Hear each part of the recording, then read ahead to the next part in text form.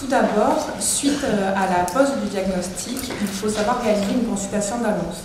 Elle est parfois réalisée par le spécialiste qui a posé le diagnostic, gériatre ou neurologue, mais il est recommandé de refaire une consultation d'annonce par le médecin traitant du patient. Pourquoi ? Parce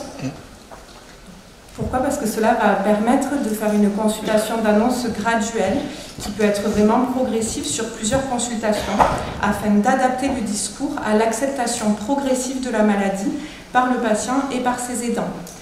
Il faut savoir, dans certaines situations, respecter le choix du patient de savoir ou de ne pas savoir les résultats des examens complémentaires qui ont été réalisés et le diagnostic qui a été posé.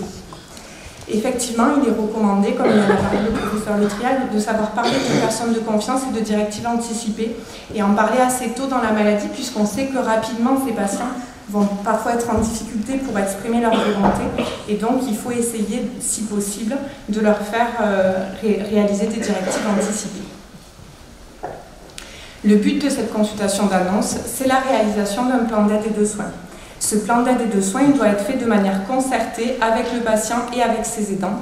Et bien sûr, il doit être réalisé de manière pluriprofessionnelle, avec à la fois les professionnels médicaux, donc le gériatre ou le neurologue, le médecin traitant qui va vraiment être au centre de la prise en charge et qui va pouvoir coordonner l'ensemble des professionnels, les professionnels paramédicaux, les aidants professionnels qui vont intervenir au domicile du patient et les aidants familiaux. À l'issue de l'élaboration de ce plan d'aide et de soins, il faut donner aux patients les échéances de suivi et les rendez-vous qui vont suivre. Et il va falloir le préparer à l'évolution de la maladie.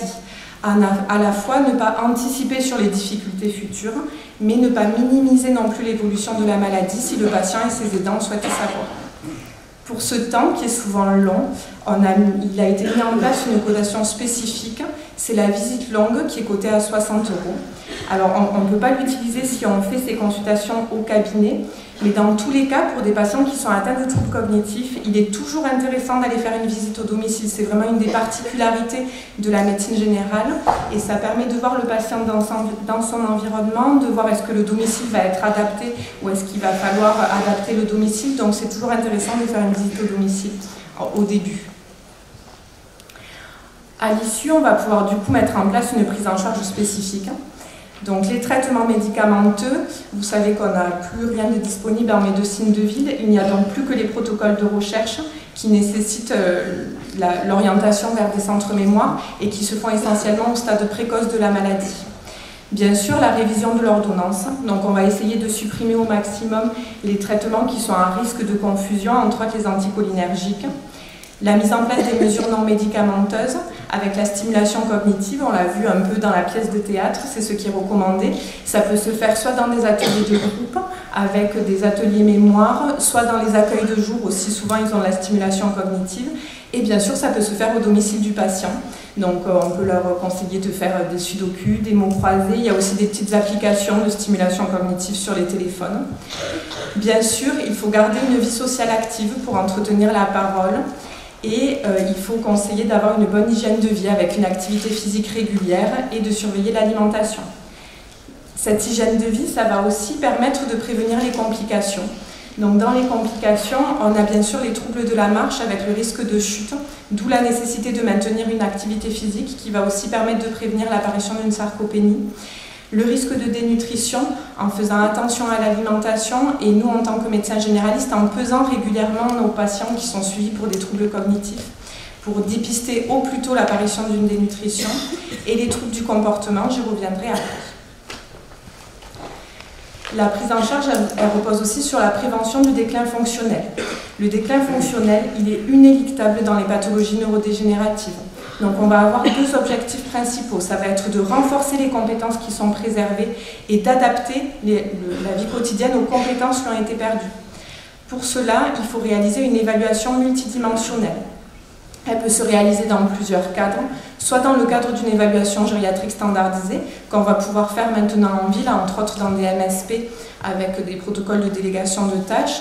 On peut aussi le faire auprès des équipes spécialisées Alzheimer qui vont venir au domicile du patient réaliser une évaluation multidimensionnelle. Et il faut savoir que nous, en tant que médecins traitants, on peut prescrire ces équipes spécialisées Alzheimer. Et donc ces démarches, elles vont impliquer les kinésithérapeutes, les ergothérapeutes, les orthophonistes, psychologues, assistantes sociales en fonction des besoins. Il faut savoir qu'à chaque fois qu'on met en place une intervention au domicile du patient, il faut vraiment essayer de s'adapter au maximum à ses habitudes de vie. Il va falloir expliquer aux patients et à ses aidants le bénéfice attendu de chacune des interventions et ensuite les réévaluer régulièrement pour voir l'acceptabilité par le patient et par les aidants et l'utilité de ces interventions pour pouvoir les stopper si jamais elles ne le sont plus. Et enfin, un des éléments fondamentaux, c'est essayer au maximum d'entretenir le dialogue avec les patients.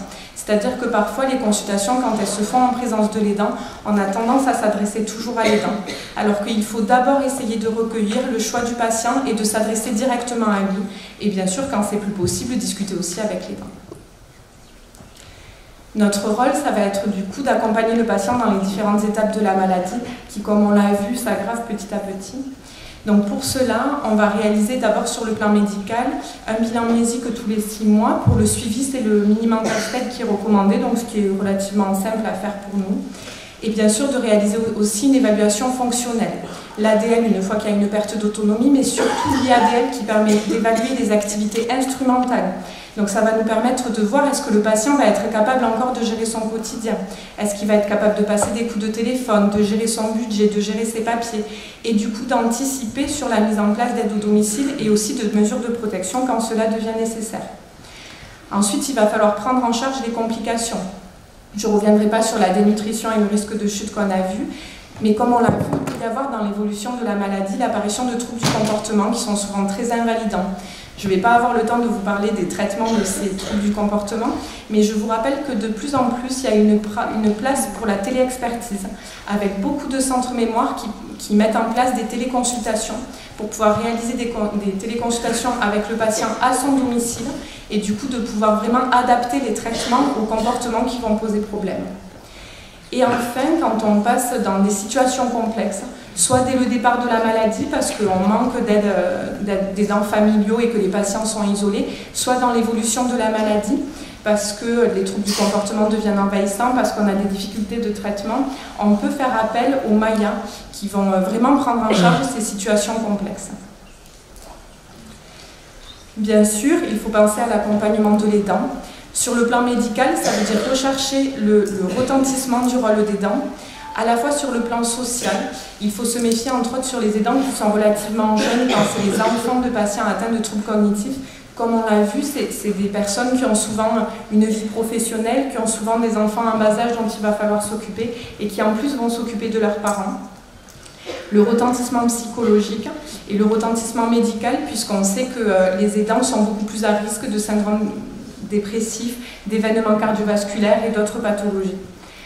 Pour cela, les recommandations HAS, c'est de pouvoir prévoir une consultation spécifique pour l'aidant, au minimum une fois par an, idéalement sans la présence de la personne dont il s'occupe pour pouvoir vraiment se concentrer sur lui, à la fois pour prendre en charge les problématiques médicales, mais surtout pour penser à parler de prévention, qu'on a complètement tendance à oublier chez ces patients. L'accompagnement à l'entrée en institution, donc là on ne l'a pas vu dans la petite pièce de théâtre, mais c'est souvent une étape qui est compliquée pour les patients et pour leurs aidants. En effet, c'est rarement le choix premier du patient et de sa famille que d'entrer en institution. Il faut savoir que plus cette entrée en institution elle va être anticipée et plus on va commencer à en parler tôt dans l'apparition de la maladie en disant peut-être qu'un jour le maintien au domicile sera plus possible et qu'il faudra envisager une entrée en EHPAD. Plus le jour où on va en avoir besoin, ça aura été déjà travaillé par les patients et par leur famille et du coup ça sera accepté plus facilement.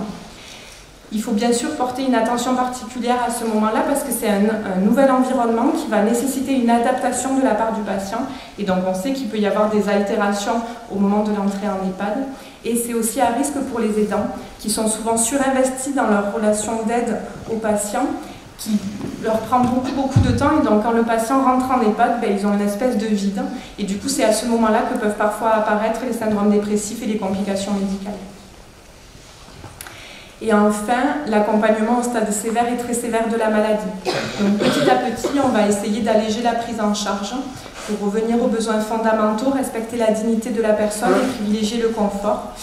On va essayer de préserver quand même l'état fonctionnel, donc de travailler sur les fonctions qui sont restantes et surtout d'éviter le repli sensoriel et le repli affectif. en apportant du toucher sensitif, de la parole, de la musique, pour vraiment essayer que le patient ne se replie pas complètement sur lui-même. Il faut adapter les traitements en allégeant au maximum, en gardant uniquement les traitements de la douleur et de l'anxiété. Et pour cela, on va pouvoir avoir le soutien des équipes de soins palliatifs. Il faut savoir que comme c'est une pathologie non curative, les équipes de soins palliatifs, on peut les mettre aussi très tôt dans l'apparition de la maladie.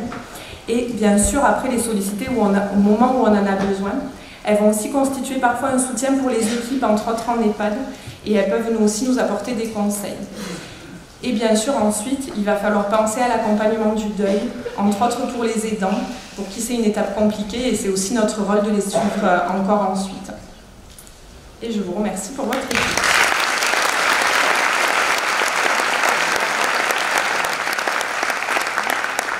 Merci Florence. Maintenant, c'est au tour de Mélanie Vichamon, qui est infirmière de pratique avancée dans le Douaisis.